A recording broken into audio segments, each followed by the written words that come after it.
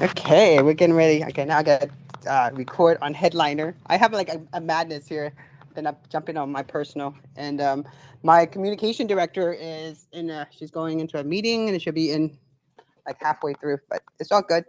Welcome, Samantha. I'm so excited. We finally got you on our Empower Yourself Monday. You're like one person that I've met through Twitter Spaces that I want to hear more about your story. And every time I hear more, you created more to your story. So it's exciting. Oh, well, that's thank you. It's very honoring. One time I was mentioning to someone that I have difficulty. I had difficulty writing my about page on my website when I developed it last year. And they're like, "Why?" And I said, "Well," and then when he read, he's like, "Oh, I get it. That's because you're a moving target." But I think what it is, and when you do a lot of different things, you as you call it, multi achiever. Um, we're gonna go further and more into that conversation because like I always wonder like, what else? What else? Like it's endless of what we can achieve as Mhm. humans, especially for women. I mean, we can like multitask, run corporation, take care of our children, plus cook dinner, plus do a lot of incredible things at the same time. Yeah, actually, let's talk about that a little bit later because there's something in there when you were just talking about multitasker. I just want to talk about something that women get said to a lot. So I'm not going to reveal any more than that, except for that. Let's bring that up. I wrote a little note here to bring up multitasker women versus men. Tell a little story about that. Yes. Hey, Good Terry. morning, ladies and gentlemen. Good morning. Good morning. I am almost done, and we are getting. So Terry is our VP, and this is Samantha Postman, who actually was part of the panel discussion for Nationals Women in Communication Twitter Spaces. They're all excited, and now I'm like the Twitter Space president to introduce it to the other president of our other chapter. So it's exciting time, and like it's like when Samantha and I were messing around with Twitter Spaces in the early days of last year. It was like I don't know, Samantha. We'll have to talk about that too. So Terry, I'm gonna give the mic to you, so we can go ahead and start. And while we're doing that, I'm gonna promote and bring some more people into the space. Right now, we're actually promoting people to go to our website, which is awcsouthflorida.org, and they can either watch it live through there, like, or go through the Twitter Spaces that way. So that's what we've been doing to promote more awareness about our South Florida chapter. So Terry, why don't you go ahead and do our exercise, our breathing exercise, which I think I need desperately right now since this weekend's over. But and then I'll jump into my personal profile, and then we can get our episode 13. Can you believe this? And with my good friend Samantha Postman here. Awesome. Awesome. Thank you, Tonya. Welcome, everyone. Everybody, just close your eyes. Take a deep breath in through your nose. Exhale through your mouth. Again, inhale and exhale. One more time. Inhale and exhale. Relax your face. Relax your jaw. Relax your neck and shoulders. Visualize and feel the stress going down your arms, out through your fingertips. Relax your chest, your torso, your hips. Visualize the stress going down from your hips, down your legs, out through your toes. And while you're gently breathing in through your nose and out through your mouth, visualize you are and feel that you are 100% relaxed. Terry, did we lose you? No, I'm here. Do you hear me? No, you just went blank. Oh, I don't know what happened. Oh, I It was actually so had her good. the whole. I had her the whole time, Tanya. It must have been me then. All Yeah, right. I heard the I'm entire gonna exercise. I'm gonna close the meditation with some closing thoughts. Here we go. Ask for guidance in seeing the truth concealed in your personal challenges. Bless your difficulties and ask to see their hidden guidance. Have the courage to accept what you discover and to initiate whatever action your healing requires. Another deep breath in through your nose. Exhale through your mouth. Namaste. May the divine in me honor the divine in you. Thank you, everyone. Wow, thank you, Terry. I was all into it, and in the last second, I missed it. So in my internet. I'll give you a private time. So we start I guess they call this the new moon, the new beginning. This is our first Empower Yourself Monday, right, Terry? This is what you were explaining to me how important this was this time right now. Tell us more about that. Yeah. Well, I'm not an astrologer, but I'm learning. But new moons are about new beginnings. That's what it's all about. So now is the time. If you've had something on the shelf, if you've been teeter-tottering, but it feels good to you, you're just a little scared, go for it. Go for it, and you will succeed. That's why today's guest is so important, and it worked out perfectly. By the way, I just got a call. Sorry, it blocked me out a little bit. But yeah, that's what it's all about.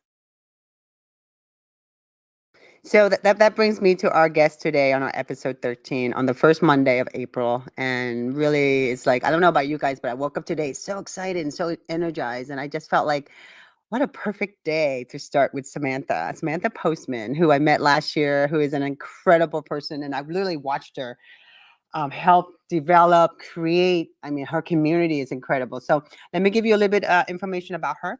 And I'm thrilled to have her today. And she is Samantha Postman is a serial entrepreneur. She is an international keynote speaker and thought leader and multi-perspective storyteller. She's currently the founder and CEO of Smart Arrow Inc., ideation, innovation, product development, and consulting company, doubles as a live social audio expert. She's optional plus managing partner of CFO of Perryland Farm Inc., a mixed commercial crop farm. She recently founded Medici Multi-Achievers Community for multi-disciplined, recreating the Medici Renaissance magic, igniting collaborative intelligence to a think tank of extraordinary people. And you get more information about you can go to MEDICI community, COMMUNITY.com. And again, I'm thrilled to announce and introduce Samantha Postman, who I've been following all this and I've learned so much from, and especially when it comes to Twitter Spaces. Hey, Samantha, how are you? Good morning. Good morning. I'm very excited to be here with you, especially with you, Tonya, because you are like the star over on Twitter Spaces and a lot of other places too. And I've just really come to admire you since we've met mid last year, and I'm really excited to get going. So, Samantha, we talk about multitasking, multi-achieving, like, I'm starting to like, I always felt like I was a multi-achiever, and I always thought it was always kind of a bad thing, because they always said, oh, you should be multitasking so much, it's not, you could miss out. But I feel like I'm not balanced unless I become a multi-achiever. And then maybe, and I'm looking at your bio, and like, I look at all the different projects or different companies you founded are involved in, and it tells you, and I'm the same way too. Like, I just like love like this. Oh, we love that. Let's do it. We're not even thinking twice about it, just jumping in and getting it done. Tell us a little bit about yourself, about where you started, because I know you have an incredible story, and it's like the empowerment of hearing your story. It makes me feel like I can do anything myself. So tell us a little bit about that, about the young Samantha Postman. Oh my gosh. I know. I had to, like, I thought about how I was going to ask you this, but I figured I'm going to straightforward. So share with us. So for any of you who are listening, none of this is scripted. Tonya and I know each other well enough, and once you've done a lot of Twitter Spaces, you often get interviewed, and we're just so comfortable and so used to being asked on the fly that we just go for it. So you're getting a very organic conversation here, very vulnerable, very true, and nothing rehearsed. So yeah, young Samantha, Cliff Note version. Honestly, I was born to a teenage mom. She was pregnant with me at 16. She wasn't the quiet girl next door that everyone was surprised. She was the rebel girl everyone knew it was going to happen to. And so yeah, I was kind of raised by a rebel teen mom who was very countercultural, who was very strong-minded and strong-willed. And in many ways that worked to my advantage. I wasn't brought up with gender roles the way a lot of people were. Not, I do think there is some value in gender roles sometimes. However, I just wasn't brought up with them. I also wasn't brought up with any cultural constraints like a lot of people are. And so I was just free to be I was just free in a lot of ways to discover and explore whatever interested me. Like my mom, she liked cars, so she would just like, or she liked fixing cars, and so she would just fix cars. She did all the things that a male would do, so I just never really thought that there was anything that I couldn't do. So it was a tough, though, honestly, being it was tough. So imagine being raised by a teen mom with that kind of attitude. She was very, she was a hard mom. She was she was a hard mom, and she was very disappointed in her own choices in life, and that came out in family. Um, However, yeah, there was a lot of trauma in my life and a lot that I had to get through. There was a lot of turmoil. By the time I was 14, my mom was married for the third time, and in between there was quite a few dads or men that lived on and off with us. And so I definitely had to learn some skills about how to be adaptable, because every time a new man came in the home, my mom was a different person, and there was different rules and different protocols. And so that, although, I was just a happy child, so I don't know that really bothered me. It wasn't until I was older that I had reflection and people asked me questions, because I'm a very adaptable person. And I wonder if that's because I just had to be to survive. The hardest, I mean, I went through a lot of tough stuff. Some things I'm not going to talk about publicly in a Twitter space.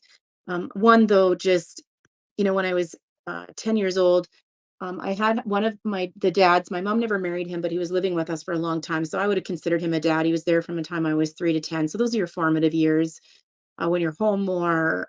And we would go around to different farms. And this is crazy, but I actually lived in the U.S. in Montana for a period of time. I'm from Canada, actually. And I lived in the US, and I went to school in one of those like one room schoolhouse, like Little House on the Prairie style. People cannot believe that, because I'm not that old, but we lived in the middle of nowhere, and the closest school was 25 miles away, and there was a school and a bar. And at the school, people would like ride their horses, take their horses sometimes to school. Some of the students, like I said, I'm not that old. And the teacher's residence was attached to the school. So I definitely had a lot of experiences, and I really loved him. He was a Brit, who would come to Canada to make his way, and he would buy farms and then build them up and sell them. And when I was 10 years old, he died in a 7-car pileup right before Christmas.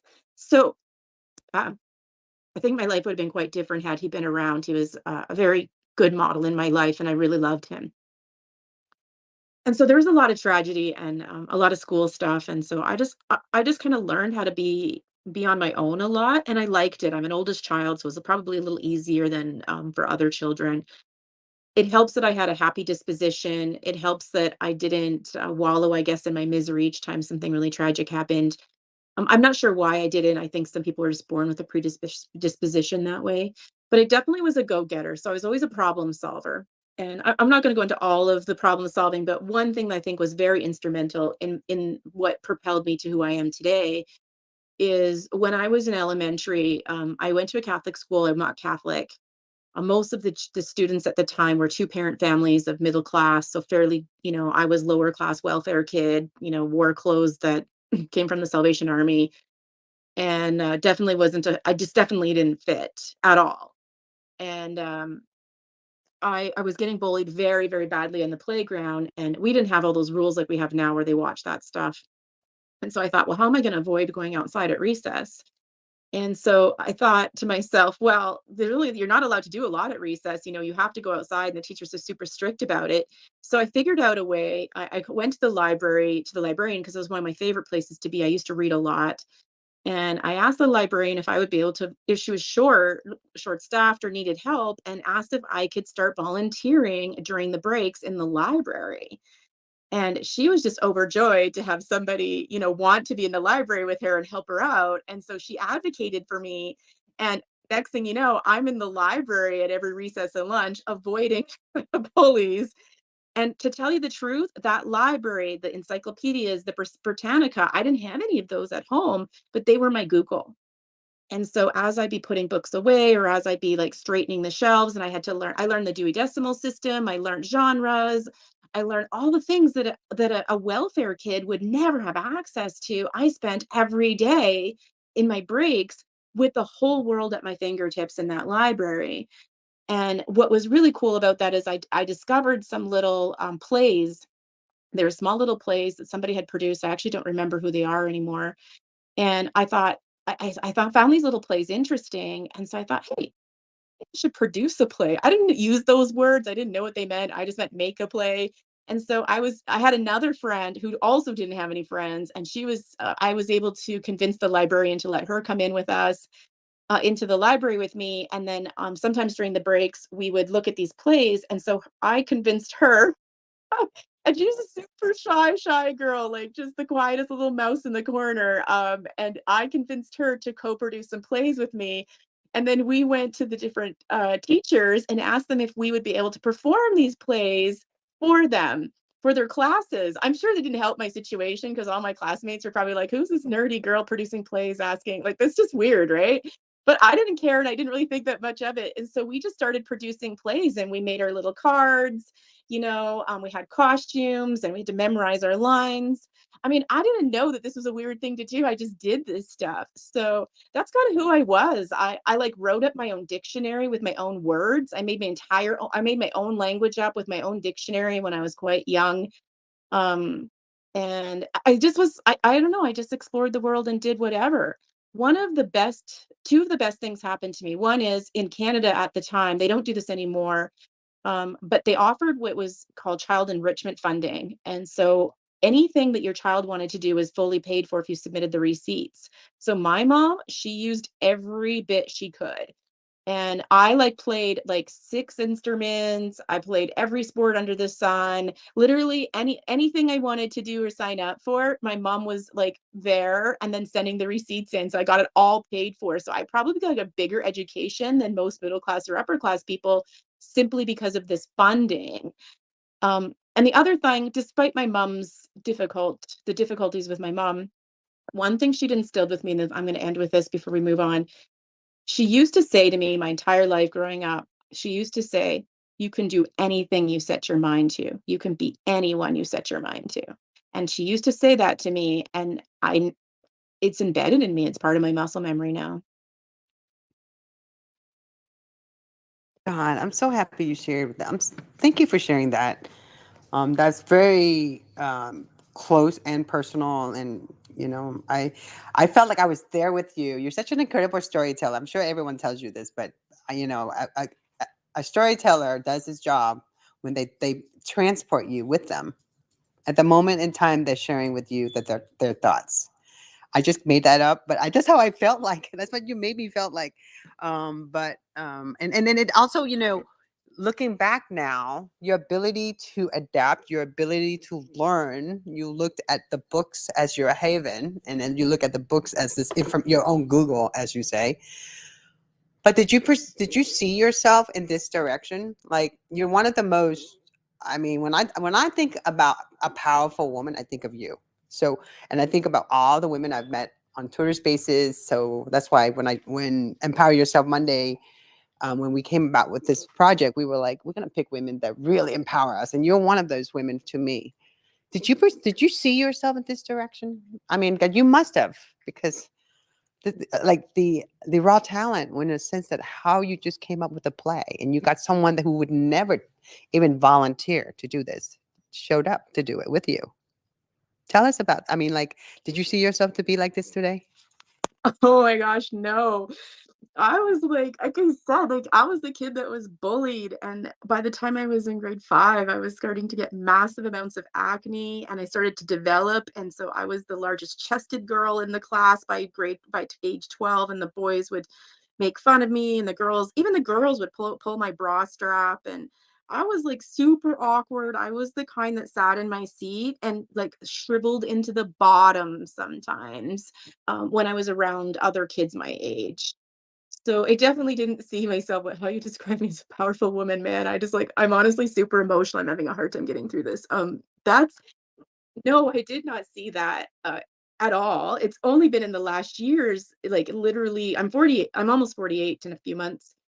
It's only at the age of 42, if you're gonna believe this, that I started to step into my own skin. Up until that point, I didn't step into my own skin. I just thought I was like an ugly duckling that just never fit. And I sometimes didn't care that much. Luckily, I don't, I guess maybe it's because of the way I grew up with my mom. I don't have, I'm very aware of the cultural constraints or what's expected of me, but I'm not controlled by them like a lot of people are. So I'll acknowledge them, but I don't really change my entire life. For certain things, when it comes to like my husband and his family and those sorts of things, I will. But no, it wasn't until I was about 42, like, even when people tell me I'm a storyteller now, I'm like, "What? I'm a storyteller?" Like, I think the first time I heard that, I was like, thought it I was, like, not even 5 years ago, 4 years ago. So I was like, "You're such a good storyteller." And I was like, I am? I know, I don't tell stories. I didn't actually know.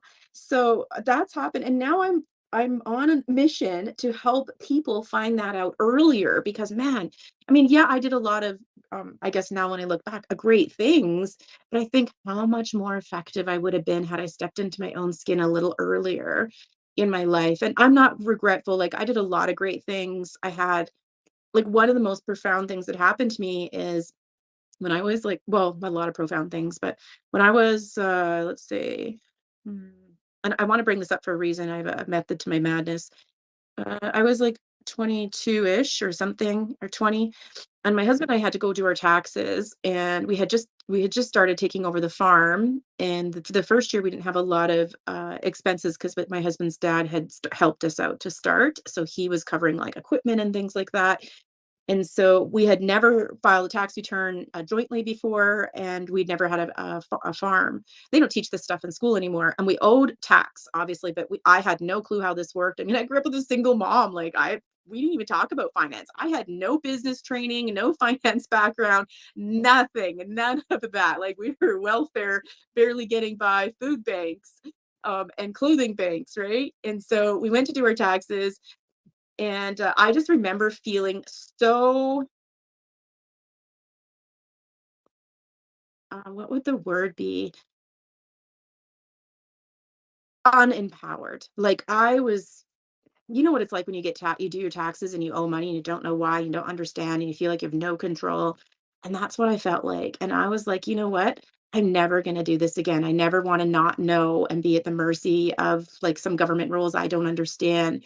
So I decided to take, a tax course.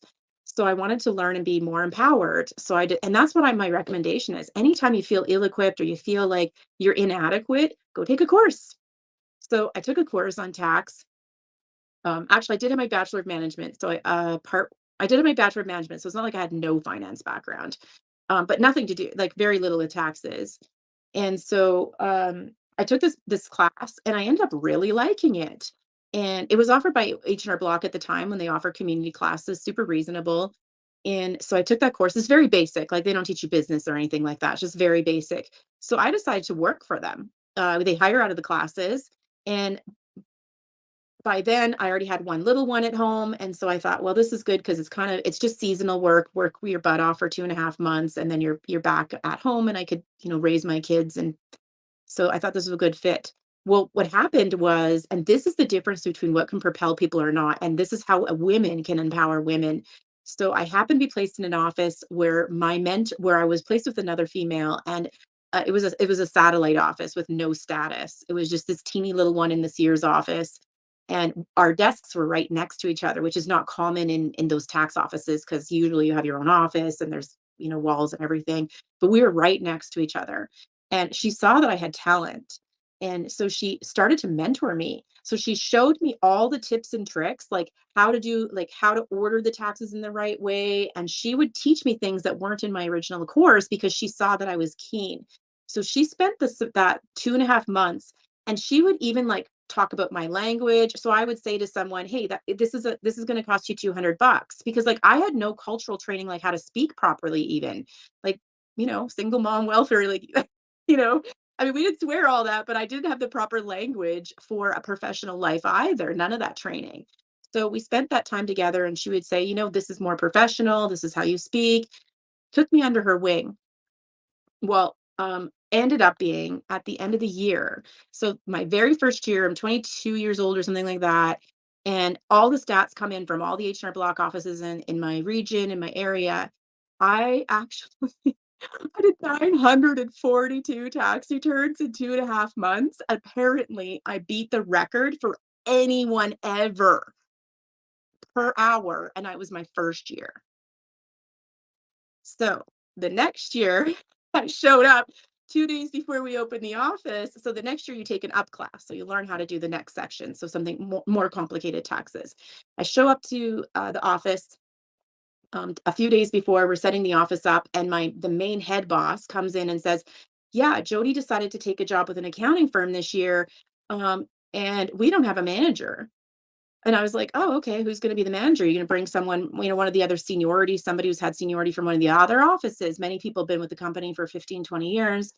And they said, well, actually, Jody recommended you. You have your Bachelor of Management. And she said, she's confident that you can take over. And we'd have never done this before. You've only got 1 year under your belt. But we're going to do this on a trial basis. And I was like, what? You're making me the manager? I was like, okay. So they made me the manager with 1 year, 1 semester, like 2.5 months of experience, made me the manager. I had staff under me to take care of. And I got a percentage of the store sales on top of my commission. And I was making more per hour. I was the second. There was only one other girl making more per hour than me, and she'd been there for 20 years. And anyway, about 3/4 of the way through, we were at the staff meeting, and my head boss says, you just blew us away. Like, we had no idea you had this in you. We were like, just like crossing our fingers and hoping like crazy we didn't make a bad decision, but we were down to the crunch, and everybody was stuck. Everybody had their spots, and we didn't want to move everybody around. Anyway, so that mentor, that woman who saw something in me, her name was Jody, and she took the time to take special care of me. And that 2.5 months propelled me to be a manager the next year. And then a few years after that, I actually got promoted to the main office manager, which is a very prestigious position. I got moved to the office and took care of all the main other clients. They ended up training me to do corporate tax. I had to drive 2 hours once a week, 2 hours up and 2 hours back once a week to do training. And then I ended up doing all the corporate clients as well. I was the only one in my entire region that was qualified to do corporate tax as well. So that's what empowering happens. And that's what's happened when we empower each other. You see talent, and then you invest in them, and they just take off. And that's really important. And so I've learned that, and I look for keen people, and I empower them. I guess I didn't know until we were talking right now. I guess that's what I did with my friend in elementary, when I convinced her to be in the play with me. But it's sort of like that. It's who I am. So, I don't have a lot of people who invest in me, but she did. So that's, I think, why it's relevant to tell that story. Empowering others can change their lives, honestly.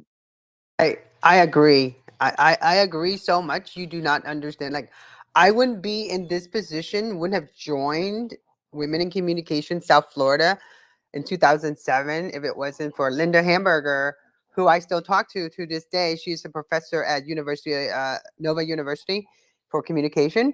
And it wasn't for her meeting her on a Yahoo group chat back then, in 2006, I wouldn't have known about this. And then wouldn't have made friends with this random Carolyn Fisher is her name. She had a communication company. She didn't know me. I was brand new into communication. I didn't even have a college degree in communication. But having a mentor that empowers you, she taught me how to be a media buyer. You know how much power that is? So that's what I'm saying. It just takes one moment in time of just saying, this is what I know today. and let me share this knowledge with someone else if they chose to learn from me. And that's what I love hearing about you, Samantha. This is what I'm getting from you. And plus, I see it. It's not about you talking about it. I see you how you empower others. I mean, you and I, like, I'll jump into a project and I didn't even know you were part of it until we're in a DM. And they're like, "Oh, Samantha Postman's here with us." I'm like, "Oh, hey, Samantha." And you're there helping with I think it was Rage, I think, for a book launch. And I'm just publishing a press release, but together as the women space host, we created an incredible event for someone that's incredible. So those type of projects. So that brings me next to where Samantha has gone on Twitter Spaces. Tell us about that, about your journey on Twitter Spaces, because I was so thrilled that we met. But I remember the moment I think I was in that space, and then I left, and then I came back. You were still there. Then I left. So I'd love for you to share that story and about your journey, how much as a early beta tester, what did Twitter Spaces gave you or brought to you? Oh man, this is a great story for everyone because it's a great um it's a great story to empower all of you to know that Twitter Spaces can be the place where you gain your confidence and find your voice. Like I was saying, it wasn't until I was 42 that I started to step into my own skin. I was living in Ecuador for a couple months. My daughter and I went down. 15 years old, I took my daughter to Ecuador. We knew no one. I went and worked with some humanitarian agents and did some consulting. And when I was there, they were just like, "Hey, Samantha, can you," like, they looked at my resume. It was a little awkward. I went down there and like all these agents had like gone through my resume and highlighted sections, and they were like using every little bit of me they possibly can.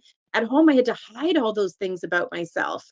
And it's like, oh, you can only tell them about one thing because otherwise you're a show off, or it's just not cool in our culture. Whereas when I went down, they were just leveraging all the different things that I could do.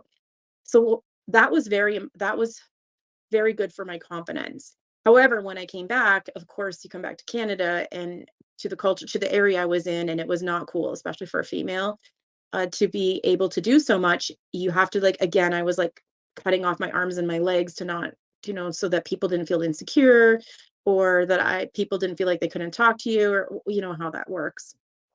And so fast forward a little bit of time, I had been working on a project, a volunteer platform for quite a few years, a couple, a year and a half, and then COVID happened.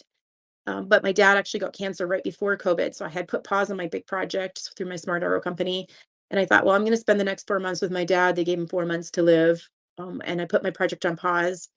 And then COVID happened, which I didn't know was going to happen. Oh my gosh, my company would have blew up. Could you imagine a virtual volunteer platform right when COVID happened? It was set to be released in the middle of April, and COVID happened at the end of March. So that was very hard for me, to know that something I had invested my whole self into for a year and a half, I just wasn't able to get off the ground in time. It ended up being that my dad was with us for 9 years. Now, I told you that I had multiple dads, but my mom got remarried when I was 14. And so this one was around most of my life, and my kids called him grandpa. And he was the closest to a dad I had. And so he died during COVID, and then I just was kind of reeling. I didn't know what if I wanted to go back to my virtual volunteer platform. Uh, I had closed my companies up, and I mean, we still run the farm that's always running, and and I joined a group called Ship 30 for 30 to start writing online, and they run everything through Twitter. I didn't know Twitter very well. I had an account I started in 2018, but it looked like a political rant room, so I just got off, and I had like no followers. So in March of last year, I restarted up my completely empty Twitter account, and I jumped into Twitter, and then that's when Twitter Spaces came out. And I thought, I went into a room for introverts. In fact, it's one of my very first rooms. It was for introverts, and I can be both. And that's kind of what got me going. And some people reached out to me, and we had this commonality, and I thought, man, this is super cool. So that was just the start of it. So I started writing for 30 days with Ship 30 for 30, and then I was on Twitter Spaces here and there. I started my first Twitter space with a girl named Samantha Demers, and I think our room was like um, overcoming fear or something like that. And we decided to start a room together. And that was my first room I'd ever started. So after a period of time, I'm on Twitter starting to get a little bit of people noticing. And then I got approached by someone to do a TED Talk, public speaking engagements. It was like crazy. Interviews sometimes. And I was like, what the heck is going on with this? So I actually did end up landing a TED Talk, and I was so excited about it. Obviously, we all want to land a TED Talk. It wasn't just through Twitter Spaces.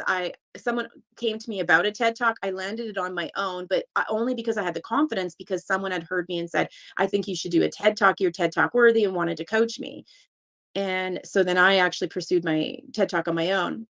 And so I'm telling the story for a reason. So it's beginning of July.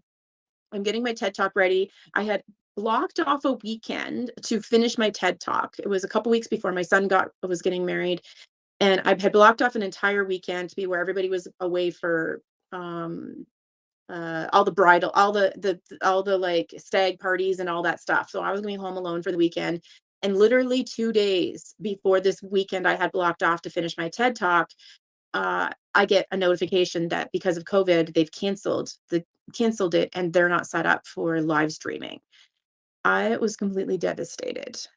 Like, I had spent months on it, said no to a lot of things, said no to income earning opportunities to work on my TED Talk. It's quite an investment actually to do a TED Talk, and I was so devastated. Um, and so I had this whole weekend to myself right before, and I thought, so what ended up happening is I ended up going on Twitter Spaces for the entire weekend while my whole family was gone. I sat in the hammock in the back of the trees, and I live on a farm in this big acreage. I sat in a hammock and was on Twitter Spaces all weekend, and I just kind of just jumped into anything that interested me. And crazy enough, a lot of them had to do with like how to be relationship building, how to overcome trauma, all things that I've had to do. And every time it really insane, honestly. And that's how, Tonya, I think you really connected with me, was I'd go into a room and then someone would be like, hey, Samantha's here. I just heard her in a space yesterday in Joe Human, and she's crazy. Get her up here. She's got amazing advice. And I'd be like, okay. So I'd come up, and next thing you know, they're changing the titles, relationship advice with Samantha Postman. And they just come up and start asking questions. And I just like share what I've learned. And help people out. It was like basically like Dear Abby rooms, but with Samantha. It was like a whole weekend of that. And then people started following me around, and they're like, every time I go into a space, they're like, I heard Samantha in this space yesterday. You need to have her come up. And then it would be like on marriage advice or parenting advice. Um, I don't normally talk about those sorts of things. It's usually like business startup and side hustles and, networking and public speaking, more like professional-ish. And then that was a very personal. And that's kind of how that's how I started to get really recognized, was that on that weekend. So from there, the rest is history, honestly. And I remember that weekend. We talked. I remember that weekend. That's the funny part. That's why I remember that space you were in, and then I was in that space, and they were like, "Oh, Samantha Postman's here." I was like, "Oh, I know her." It was so incredible, and it was like in a space that I didn't even know anybody in there, and so I was just thrilled to be able to be there that weekend, but also have the opportunity to watch you grow and power. And it was just watching you grow, people around you that you spend time with, helping them with their spaces. Can we talk a little bit about that? I know you were always, like promoting someone else's spaces or co-hosting someone else's spaces, and how important was that for you to build your community? At first, I wasn't trying to build community. I'm just all about building people. What gives me some of the biggest joy is watching people succeed and watching people fly when they don't think they have wings. And I used to mentor young adults for about 2.5 years, 18 to 30-year-olds. Was my favorite, weekly, up to 150 in a room. We go for coffee, sometimes for messaging at 2 a.m, because, we would go to these meetings, and then by the time I get home and drive home, I'd like message them and they're still up, and then we'd message back and forth. And so that's kind of where I really learned mentoring. And when I did my master's, I wrote a paper called how to improve my mentorship skills. And I actually did a case study within the young adults that I used to mentor. So I wrote out some questions, how case studies go. And And then I like tried different things out, like how to improve my mentorship skills. And then I had them do some reviews for me. So I really love mentoring. I really love building other people up. And so when I see other people succeed, I feel like I've succeeded. I kind of lived through them. And so Twitter Spaces is very similar to that. It empowers each other. So, because when you say to someone, will you be a special guest for me? Will you co-host for me? Or, hey, everyone, you should go to Tonya Spaces because she's amazing. She runs a great room. She's always got knowledgeable people. She's knowledgeable in NFTs plus marketing and communications. Well, I've just taken on my confidence in you and passed it on to you. And then you're more confident and you're more likely to fly because I've passed my confidence in you over to you and then you own it. And so when I see you do that, it's pretty awesome. Like, honestly, I didn't know I could do that. Like, I didn't know. It's just, it's Twitter's a place to really find yourself and find your voice. And people will come back to you sometimes and say, hey, this really helped me. Or all of a sudden, like people started reading on Twitter and they're like, oh, it's because of Samantha. I landed this like this Hollywood side movie thing. And I'm just like, I didn't do anything. You're the one who landed that. And they're like, well, that's because you did that Zoom call or that Twitter space with me. And I felt more confident, or you saw something in me that I didn't know I had. And then I jumped off of that. And I absolutely love that. It gives me great joy. So whenever I feel like I'm inadequate, and I do, like I constantly struggle with feeling inadequate. Like I'm not doing enough, or I'm not helping enough, or I'm not valuable enough. Those demons, especially from my childhood, they haunt me. I have to fight those voices just like all of you do. All those things that people said to you at all the times when you were vulnerable or sensitive or going through tough times, they haunt all of us. And sometimes they haunt me more than others. And so whenever I see a message where someone thanks me or says, hey, because of this meeting or because of this Twitter space, I went on and did great things, it helps me to move on again and pick myself up again and go, okay, yeah, I can do this. I can help others. So I just find Twitter spaces very empowering that way. It's a great place to empower others, which will empower you. So that brings us back to bring us back to your new project, your new community. Tell us about that. I think that's something that I want to make sure that we feature a little bit before we give the mic out. If anyone has any questions that they want to ask Samantha, please request a mic. But Samantha, I'd like to know more about your multi-achievers community, Medici's multi-achievers community. Yeah, for sure. And how did you come up with that? Like, why? Like, not why. I think I know why, but just in case, I think you should share with us. Creating this is incredible in a sense, because now, like, I help Brent, and he's a good friend of mine. He calls himself a multi-achiever. I mean, we are rebranding his whole website around this whole. I feel like it came from you. So let's talk about that. Oh, wow. I didn't know that. So Nicholas Cole calls that content king or content creation or category creation, category king. So what it's framed around is I was rebranding, figuring out what I wanted to do. And while I was working with my project manager, constantly telling me to niche down, niche down, niche down. And I like literally felt like a caged bird, and the cage was getting smaller and smaller and smaller. And so I thought, wow, if I'm feeling this way, there must be other people out in the world that who feel exactly the same. What if I create a community for us?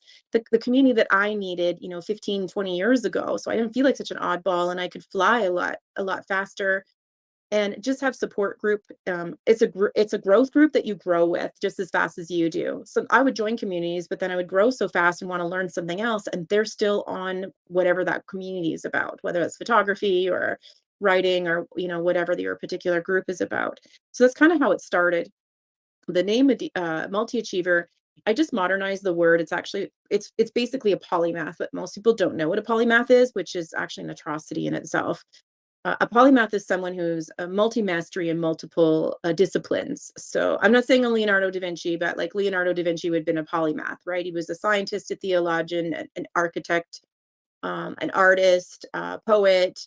And so Michelangelo was as well. And I started to look at the Renaissance a lot because polymath was very common in the Renaissance. And I wanted to know what was it about the Renaissance? Like, why was there so many polymaths that came out of there? And what I found out was that the de Medici family, they were a trades family that ended up going into banking. And so I think I resonated with them because they were kind of everyday people, tradespeople who ended up becoming, I don't know, they wouldn't be called noble blood, but they ended up operating in a world that they had no business being part of. And what they did is they built up a banking system. So maybe that resonates with me because I've got a ridiculously strong finance background. Um, and they came up with a double entry system that we still use in banking systems today. They came up with branches where so they were from Florence, Italy, and they set up a branch like in Paris, and you could draw from your bank in Italy with like something kind of like a traveler's note. So they modernized the banking system and made it that it could be all across Europe and abroad and all over. So what happened is this system and their ability to navigate ended up being that they landed the papal accounts. So you can imagine landing all the Roman Catholic papal accounts back in the 1500s. Like that is an insane account. And so this wealth, it brought them enormous wealth and influence, but they didn't use it to conquer people or go to war. They used it for alliances. They would build sister cities up and build alliances. I'll help your trade, you help my trade. Um, and they were tradespeople. But what they did with that wealth is what really inspired me. What they did is they reinvested it in their communities. They paid for knowledge to be brought in from all over the world. There was a big exodus coming out of Turkey because of, a lot of countries would have people getting um, uh, marginalized or discriminated or attacked or whatever. And so what they did is they paid for knowledge to come out of Turkey from Asia, from the Arabic countries with lots of great knowledge and astrology, because each kind of culture has their cornerstone of something that they know, like ancient art of what they've been studying for centuries. And they would bring that all in and they brought it all to Florence, Italy, where people could study it. It was the Google of the world, and people studied and sharpened each other, and that's where those multi-masteries came from. In fact, it was what you wanted. You didn't necessarily just want to be one thing, because every time you learn something new, it would sharpen you would sharpen everything else.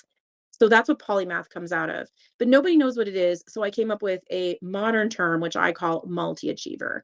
So that's where we get the name. It's the Medici. I took off the day from Medici because day means of. So I just took off the day. So it's the Medici multi-achiever community. And it's inspired by the Renaissance from the Medici family. And the Medicis also they financed the churches. Now, I'm not going to get into whether religion is a good idea or not, but it was a good instrument for them to practice. So they hired architects and artists and scientists.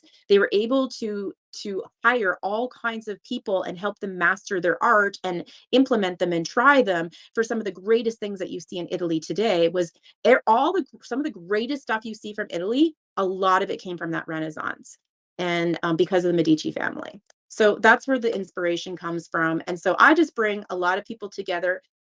I have a couple what I would call pre-polymathic, so they're close.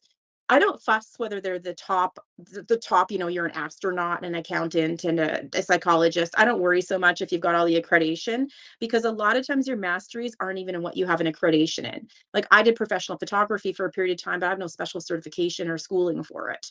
So, but I actually sold a number of pieces of work, and Hasbro almost bought one of my pieces for a Canadian Monopoly edition. So it's okay if I put, photography down on my list. So I'm putting us together, and it's a great works for support group. We sharpen each other. But really, last week we had a members night, and it was on productivity for polymaths was the name of it. And we all shared our productivity tips. Well, could you imagine? I call them efficiency. I don't really love the word productivity, but they're more like efficiencies. But when you get a bunch of people who are all trying to achieve as much in their life, who have big capacities, who have spent on hours trying to figure out the best system so that they can do more, and they like literally come in all at once and tell you their top tips, you can just do it. Like you don't even need to research it. If someone says this app is going to save you 2 hours a week, you don't go and cross-reference it. You literally like, okay, I'm going to use that because I know that person spent enormous amounts of time figuring that out. And so it fast tracks you. I swear that one session alone was worth the membership fee. One night was probably worth the membership fee alone. That's awesome. I mean, that's just an interactive community. Yeah, it's an interactive community. So something we're doing right now is our main goals at the moment are helping people with their thought leadership. So building their speakers so that they can get paid for speaking or do more speaking. And the other will be doing through ebooks. So when you're doing anything collaboratively, like through a cohort type based, you're always going to achieve more. And so that's what we're working on. I've got a number of my members who are working on TED Talks right now. And I partnered with Bob Umar, and he's for that particular reason, because he's done 5 TED Talks. So we're working with some of my community members to help them land TED Talks, which will help them with their thought leadership. So I haven't met a multi-achiever yet who does want to do a TED Talk. So that's one of my starting points. But inside I the love that. community, it's got a knowledge base. So we share productivity tips, mindfulness. I shared some stuff about entrepreneurship, neurodiversity. So we have a knowledge bank. It's its own website that the community interacts in. Oh, so you guys just log onto your website and you go through that portal? Yeah, we use the Circle platform. That's wonderful. And what's your membership like?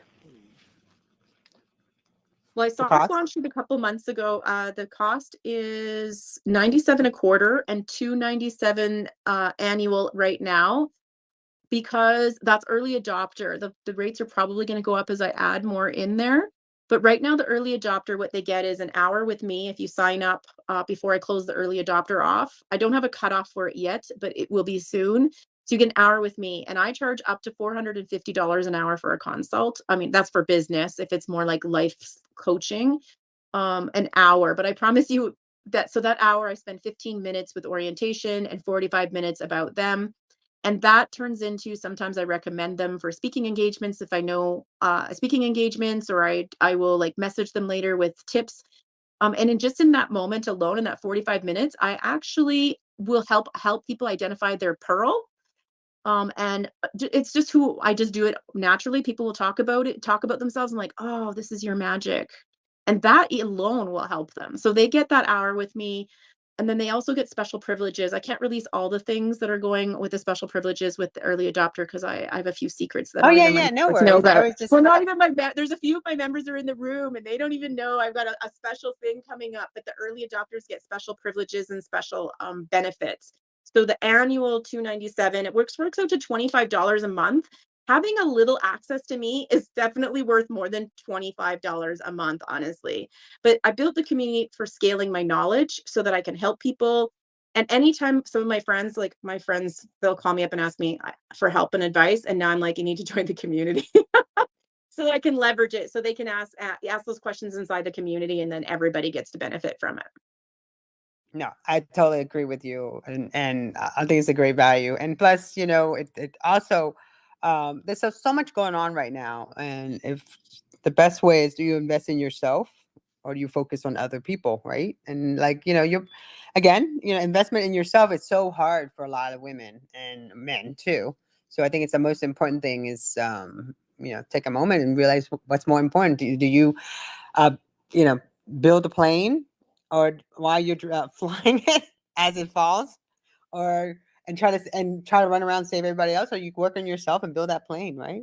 So I kind of mix Dr. J's analogy and my analogy in together. So, I love it that you're sharing that. So, it's about 10:53, and we end sharp at 60 minutes. So, is anyone in the audience would love to ask for the mic? Go ahead.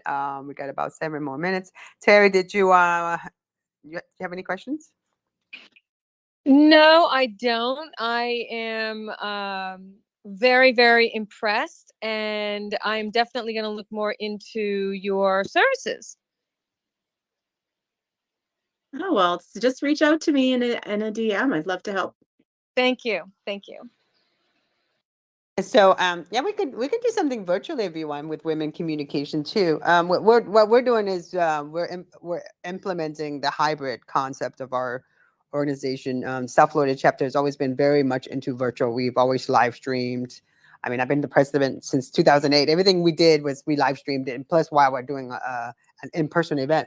So we're going back into in-person. Our next event is about how to pitch to the media. So we'll have local media. I think Emily Taffel, who is our communication director, is working on this, but I think she's going to try to get a couple of national, but mostly the reporters, the bloggers are from South Florida, because since we are a South Florida chapter, but it also will help you a little bit, give you some inside tips on what now, since the different ways are done compared to how it was before, pitching to the media. A lot of times they're not very perceptive. If you can't pitch your story or tell your story correctly, it wouldn't matter, because most of they have so much going on. So we're going to bring the reporters, the journalists, the radio, DJ, and people that you would like to have your message disseminate with. So we're doing that, but then we'll be live streaming it in our Twitter spaces too. So because the location we're doing it, the church that I'm part of, but it's more of like a technology and house church. It's all has screens in it. So we can do something where we can literally have you on screens, and we can just sit there and see you in all the screens. And we're the capability. We're not trying to push a lot of people to come into to meet in person, but our chapter down here, we need it more than ever. And now that we have the ability to even host outside with screens, like people can sit outside and watch a screen, and the speakers and all this stuff is all high tech. So, but we can do something together. I think it'd be kind of cool, Samantha. You're in Canada. It'd be kind of fun. Oh, I would be so honored. I'm so honored that you'd love to have me come to one of your conferences, Tonya. Thank you so much. Well, we're doing FemFest. I will definitely say yes for you. Well, we're doing FemFest. I'm going to reach out to you ladies. You guys know who you are. So it's FemFest. It's going to be online and offline. It's going to be a full-on hybrid. And it's everything, every woman, anyone that's attending is about empowerment, but we're calling it FemFest. So it's all type of business, all about women, and it really resonated with our communication director, Emily Taffel. She went to one like 5 years ago, and it was just like, it did not really represent what a real woman in 2022 would be like today. So and how it was back then, she just felt it was very boring. She wrote a whole blast about it on her blog. And now with the ability to host our own events, so we're going to do a FemFest. So I'd love to have you as part of our virtual, and we'll be streaming your talk on the screen while we all sit there, and it'll be fun.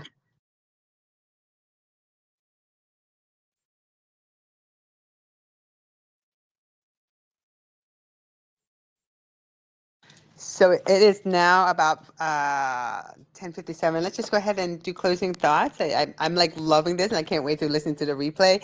And again, you can listen to the replay on Twitter Spaces here for the next 30 days. But we will have all the whole file ready. Is live streaming on YouTube, our Facebook group, our Facebook fan page, and also we're promoting on our Google business page. But we're gonna write a blog about this, so we'll cut out each segment. But Samantha, do you want to give us some closing thoughts? Because you gave so many jewels that all I could think about, like, oh my God, where should I start? There's so many. Tell us what's some closing thoughts. I had some too. I was like, man, I really want to tell this story because I think it really empowers people, but I didn't get to it. So another time. I have one story that people keep asking me to share, and I didn't realize what an effect it had on people. But just anyone in the room, I just want to leave you with this. Every success comes from a series of small steps. Everyone. And whenever you're not sure, or you're feeling overwhelmed, or whatever's coming in front of you, that whatever it is you want to achieve or get over looks like Mount Everest to you, no one climbed Mount Everest in a day or two. And there's always prep. First, you have to figure out what the climate is, how to get a good Sherpa, what equipment you're going to need. You need to train ahead of time.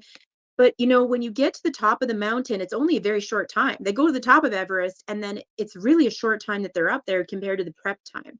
But everyone knows they climb Mount Everest. We all have those Mount Everest that we want to climb. And we forget that the journey is very important. That's the fun part. And we forget that we're so busy looking at the finish line that we're not realizing that the adventure is not the finish line. That's just milliseconds of your life, really, if you put it into perspective. The journey is the adventure. The journey is what shapes you. That's what strengthens you. That's what's going to help you get over another mountain if you want to do it. That's the adventure. So I like to see everything I do, every person I meet is an adventure, part of a journey, and I just enjoy it. I live in the present, knowing that each of those steps, each of the people you meet is going to eventually lead to an Everest. But even if they don't, that does not make you a failure. That makes you someone who's who's living a life, a full life, a bold life. And all of you can do it. I promise you, if I can come out of the depths of despair, so can you. Like, I promise you, you can. It's a mindset. There's a lot of mindsets, which I could probably teach. I like learn them along the way. People ask them to me. If you join my community, I share some of them in there. I try to. There's only so much time. I try really hard to share as much information as I can. But yeah, join my community. You'll get more of it. Thank you. I was honored, Tonya, for your time today and for all of you joining us. You could be anywhere, but you're here with us today. Well, I want to do a shout out to everyone in the space. Yeah, Stephen, thank you for joining. Dr. J, I was just making a quote about you. Hello, Jennifer. Thank you. And Janine, oh my gosh. And Kiki, hello. And Dr. M, always a pleasure. And Vanessa, hello. And Simon, thank you for all your support. And you know what? We forgot to follow you. We're going to follow you. There we go. And of course, I think I really appreciate everyone for stopping out. And if you know any woman, that would love to share their story, empowerment story. The whole idea of Empowering Yourself Monday is to share your story, what you had to go through to get to where you're at. And don't matter the ugly, the good, the bad. We want to know about it. And it's the most important part of this, because when you share your empowering story, you're grabbing the mic, you're giving the opportunity for other women and men to grab their mic. So again, everyone, we appreciate everybody. We'll be back next Monday at 10 a.m. And thank you, Terry. You have a great day, and make sure you save the date every Monday at 10 a.m. For anyone who's interested, I'm just about to jump into a space. Bobby Amar and I, who's got like 600,000 followers and 5 TEDx speakies, we host a thought leadership space every Monday at 11 a.m. Eastern time. And do you want today, to put it on the nest real quick, so this way people don't have to jump everywhere? Yeah, can you do it on your timeline? Would you be able to grab it off my time? Oh, we'll see. It's hard for me to talk in a quick time and put it up there. Okay, hold on. I'll take care of it. Okay, so our special guest today is Rachel Thompson, who Tonya referred to earlier. I helped her launch her last book we were the first book launch on Twitter Spaces, actually. And she's our special guest today, and she's going to be talking about personal branding. So if you're interested in that, jump over. I'm just about to jump off, and then I'll be jumping onto Bobby Amar's space. And we have Rachel Thompson, 7 times author. She is a marketing pro. She has her own marketing company as well. So I promise you it's going to be a great space. So I'll see you all over there if you're, oh yeah, there we go. Oh, that's not it, Tonya. Do the next one. Isn't that it right there? Monday, April 4th at 11 a.m. is next. You put the TEDx, like that's when I was running a free TEDx workshop. This is the one that you put up there. Let me remove that one. Let me get removed. All right.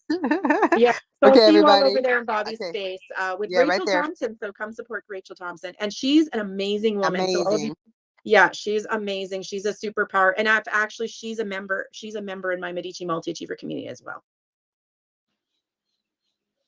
Okay, everyone, have a great day, and we'll be back next Monday at 10 a.m. Eastern Standard Time. And again, have an incredible day. We appreciate you. Bye, everybody. Bye. Love y'all. Bye.